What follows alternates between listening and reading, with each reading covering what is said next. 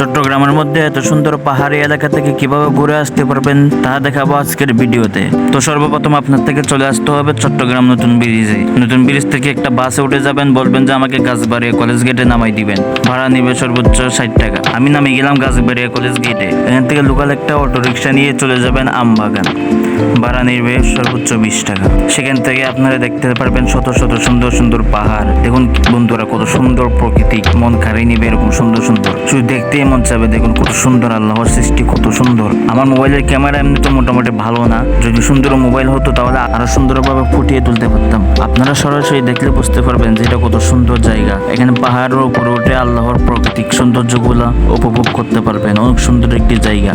আপনাদের সকলকে আমন্ত্রণ রইল, এখানে এসে ঘুরে যাবেন।